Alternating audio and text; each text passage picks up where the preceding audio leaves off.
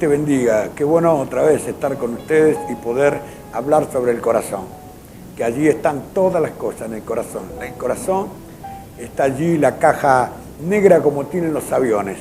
Que cuando el avión se pierde, desaparece o lo encuentran, van directo a la caja negra. Ahí está toda la información, ahí dice lo que pasó, lo último que hablaron, la torre de control que habló con el piloto. Allí se saben las cosas. Y la caja negra no se destruye, ¿vio?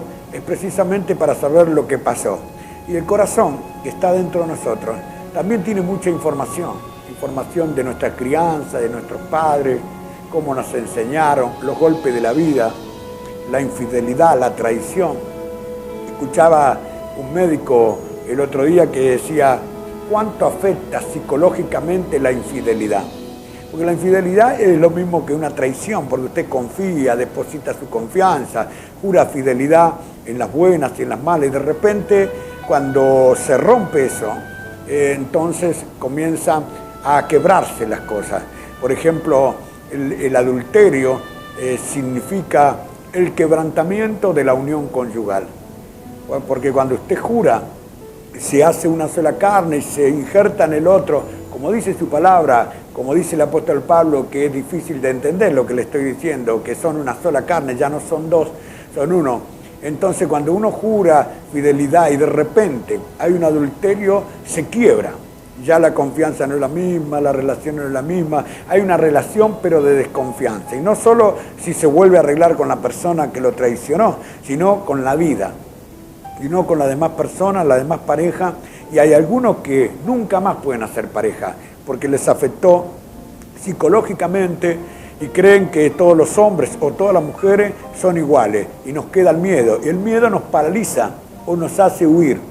Y hay personas que viven huyendo por el miedo y otros que están paralizados por el miedo. Y por eso yo estoy seguro que hoy me están escuchando muchas personas que tienen miedo, que fueron infieles y que le han sido infieles. Y todo eso está en el corazón del hombre. Y eso es lo que contamina, no es lo que uno come lo que contamina. Por eso Jesús dijo, oí y entended. También ustedes están sin entendimiento. Y nuestro mensaje en este día es que usted tenga entendimiento. Que entienda que todo está adentro del corazón. Lo dice su palabra en el libro de Marcos, capítulo 7, allí en el versículo 19 en adelante, dice que todas esas cosas están dentro del corazón. Por eso yo lo invito en este día a que usted no le dé lugar al diablo. Porque la palabra de Dios dice que el corazón duro es igual a una mente entenebrecida y oscura.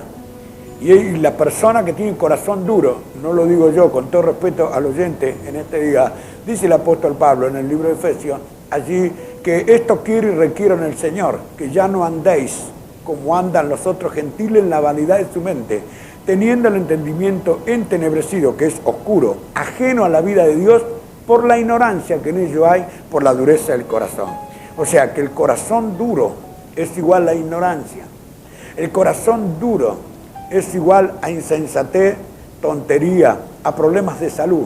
El corazón duro es igual a mente oscura, que no le da lugar a la palabra de Dios y ajeno a la vida de Dios. Hay gente que tiene corazón duro y dice que tienen a Dios, que en su casa está Dios, que ellos creen en Dios, pero en realidad sus vidas están lejos, alejados de Dios, pero a kilómetros de lejos de Dios, porque un corazón duro no puede acercarse. Es más, el libro de Jeremías capítulo 5 dice que el Señor, allí el corazón es falso y rebelde.